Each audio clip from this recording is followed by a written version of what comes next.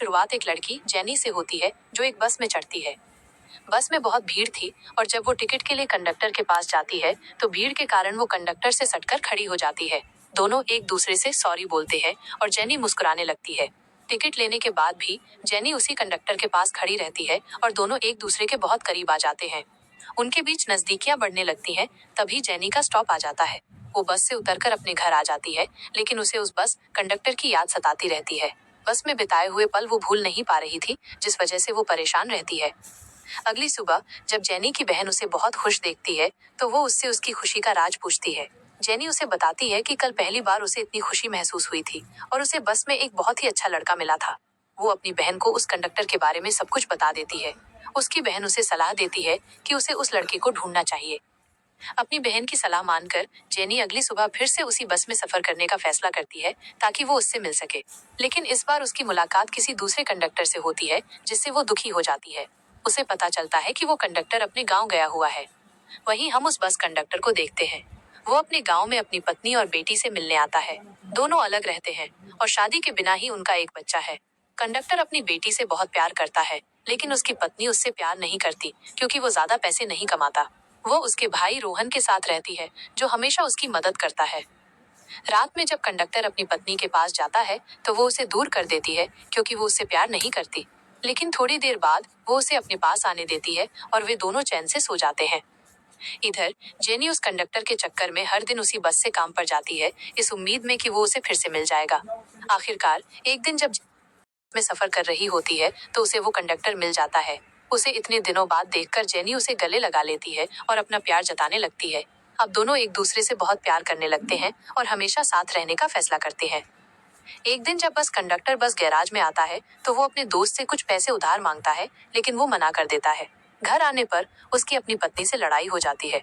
गुस्से में वो अपनी पत्नी को छोड़कर पैसे कमाने के लिए शहर चला जाता है। एक दिन जब सारे बस ड्राइवर ताश खेल रहे होते हैं, जेनी वहां आती है। वो बहुत सुंदर कपड़े पहने हुए थी। वो कंडक्टर को कोने में बुलाती है। जब वो उसके पास आता है तो उसे देखकर हैरान रह जाता है। कंडक्टर जेनी को बस के अंदर ले जाता है, जहां वे बातें करते हैं और एक दूसरे के करीब आते हैं। तभी कुछ गुंडों के आने की आहट सुनकर वे बस के अंदर छिप जाते हैं। बस के अंदर दोनों प्यार करते हैं और कंडक्टर कहता है कि वो अब उसके बिना नहीं रह पाएगा और उससे शादी करेगा। अगली सुबह जेनी खाना बनाते समय अपनी बहन को अपनी पूरी कहानी बताती है। वो बहुत खुश थी और उसकी बहन उसे उस लड़के से शादी करने के लिए कहती है। जेनी भी यही सोच रही होती है, इसलिए वो कंडक्टर से मिलने के लिए एक होटल में जाती है। होटल में कंडक्टर जेनी को सब कुछ सच सच बताता है। वो कहता है कि वो अपनी गर्लफ्रेंड, जिससे उसकी शादी नहीं हुई है, के साथ लिव इन रिलेशनशिप में रहता है और उनकी एक 10 साल की बेटी भी है। ये सुनकर जेनी को गहरा सदमा लगता है और उसका दिल टूट जाता है। सब कुछ बताने के बाद कंडक्टर जेनी से रिश्ता खत्म करना चाहता है और घर जाने लगता है। लेकिन जेनी उसका पीछा करती है और उसे पकड़कर गले लगा लेती है। जेनी का प्यार देखकर कंडक्टर को उस पर दया आ जाती है और वो रुक जाता है। दोनों एक दूसरे के बिना नहीं रह सकते थे, इसलिए जेनी उसे अपने घर रहने के लिए बुला लेती है। जब जेनी काम से वापस आती है तो वो देखती है कि कंडक्टर ने उसके लिए बहुत अच्छा खाना बनाया है। वो उसे अपने हाथों से खाना खिलाता है। खाने के बाद दोनों घूमने के लिए एक लंबी यात्रा पर निकल जाते हैं। बस में वे बहुत खुश रहते हैं और प्यार करते हुए सफर तय करते हैं। घूमने के बाद जब वे घर आते हैं तो जेनी उससे कहती है कि वो उसके साथ रहकर बहुत खुश है। खुशी में वो उसे एक महंगी घड़ी उपहार में देती है और कहती है, तुम हमेशा के लिए मेरे साथ क्यों नहीं रह जाते? मैं तुम्हें कमाकर खिला भी सकती हूँ। ये सुनकर कंडक्टर उसकी बात से साफ इनकार कर देता है, लेकिन जेनी की बात उसे बहुत अच्छी लगती है। दूसरी तरफ जेनी की बहन उसे समझाती है कि उसे उस लड़के से अपने प्यार को और बढ़ाना चाहिए और आगे चलकर शादी कर लेनी चाहिए। उसी रात जेनी उस लड़के से मिलने उसके गैराज जाती है, जहां वो कुछ काम कर रहा होता है। वो उससे कहती है कि उसने अपनी जिंदगी में उसके जैसा प्यार करने वाला लड़का आज तक नहीं देखा। जेनी दुखी होकर बताती है कि आज तक उसकी जिंदगी में जितने भी लड़के आए, उन्होंने उसे धोखा दिया, जबकि उसने उन्हें सब कुछ दे दिया था। ये सुनकर कंडक्टर उसे शांत करने के लिए उसके पास जाता है और कहता है कि उसे भी जेनी बहुत अच्छी लगती है। जेनी उसकी बात सुनकर खुश होती है और दोनों शहर घूमने जाने का प्लान बनाते हैं। जेनी उस लड़के पर इतना भरोसा करती है कि वो उसके लिए कुछ भी कर सकती है। अगले दिन कंडक्टर अपनी पत्नी से मिलने उसके घर जाता है। वहां उसकी पत्नी फिर से उससे लड़ने लगती है क्योंकि उसने उनकी बेटी की स्कूल फीस जमा नहीं की थी। कंडक्टर के पास पैसे नहीं थे, इसलिए उसकी पत्नी उसका बहुत मजाक उड़ाती है और कहती है कि वो उसके साथ मजबूरी में रह रही है। ये सुनकर कंडक्टर बहुत दुखी और परेशान हो जाता है। अपना मूड ठीक करने के लिए वो जेनी को फोन करके उसके साथ बाहर जाने का प्लान बनाता है। जेनी भी बाहर जाने के लिए उसका इंतजार कर रही होती है। तभी कंडक्टर के भाई का फोन आता है और वो बताता है कि उसकी पत्नी अचानक बेहोश हो गई है। वो जेनी के साथ घूमने का प्लान रद्द करके तुरंत वापस अपनी पत्नी के पास चला जाता है। वहां उसे पता चलता है कि उसकी पत्नी के पेट में एक छोटा बच्चा है। ये सुनकर कंडक्टर हैरान रह जाता है क्योंकि वो उसका बच्चा नहीं था। वहीं दूसरी ओर जेनी बस स्टैंड पर उसका इंतजार करती रहती है। जब वो नहीं आता तो वो उसे ढूंढने उसके गैराज जाती है। वहां उसे एक आदमी बताता है कि वो लड़का फिर से बाप बनने वाला है। ये सुनकर जेनी का दिल टूट जाता है और वो दुखी हो जाती है क्योंकि उस लड़के ने जेनी से कहा था कि उसकी और उसकी पत्नी की शादी नहीं हुई है और उनका रिश्ता भी कुछ खास अच्छा नहीं है। अपने गम को भुलाने के लिए जेनी अपनी बहन के साथ एक होटल में जाती है।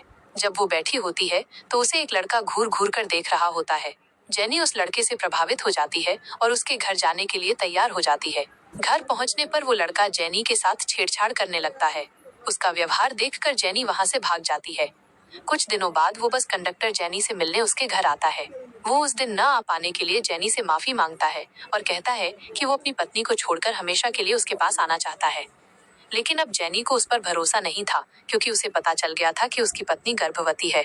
वो सोचने लगती है, जब वो अपनी पत्नी को इस हाल में छोड़ सकता है तो भविष्य में मेरे साथ भी ऐसा कर सकता है। जब कंडक्टर जेनी की ये बातें सुनता है तो वो दुखी हो जाता है और जेनी द्वारा दी गई सारी चीजें लौटाकर जाने लगता है। वो चुपके से अपनी पत्नी के घर जाता है और देखता है कि गर्भवती होने के बावजूद उसकी पत्नी अपने देवर के साथ रह रही है। ये देखकर कंडक्टर बहुत दुखी होता है। तभी उसका भाई उससे कहता है कि इसमें उसकी कोई गलती नहीं है क्योंकि वो खुद ही उससे प्यार करती है और वो कंडक्टर से ज्यादा उसका ख्याल रखता है। उसकी पत्नी रोते हुए उसे बताती है कि उसके पेट में जो बच्चा है वो उसका नहीं बल्कि उसके भाई का है और वो उसके भाई से प्यार करती है। ये सुनकर कंडक्टर का दिल और भी टूट जाता है। उन दोनों की खुशी के लिए वो उस घर को छोड़कर अपनी गर्लफ्रेंड जेनी के घर जाने का फैसला करता है। लेकिन जेनी ने भी उसे ठुकरा दिया था, इसलिए वो हर जगह से हार कर अपनी पूरी जिंदगी गैराज में ही बिताने का फैसला करता है। दूसरी तरफ जेनी भी आजकल बहुत उदास रहने लगी है क्योंकि उसका दिल टूट गया है। वो हमेशा व्यस्त रहने के लिए काम में ओवरटाइम करती है ताकि उसे उस लड़के की याद ना आए। जब जेनी की बहन उसकी ऐसी हालत देखती है तो उसे दूसरा बॉयफ्रेंड बनाने के लिए कहती है। लेकिन जेनी को ये सब पसंद नहीं होता और उसका सारे लड़कों से विश्वास उठ गया होता है क्योंकि बचपन से लेकर आज तक सभी लड़कों ने ही उसके साथ विश्वासघात किया है। 4 महीने बाद जेनी की मुलाकात उसी लड़के से होती है जिसने होटल में उसके साथ छेड़छाड़ की थी। जैसे ही वो जेनी को देखता है उसके पास आकर माफी मांगता है।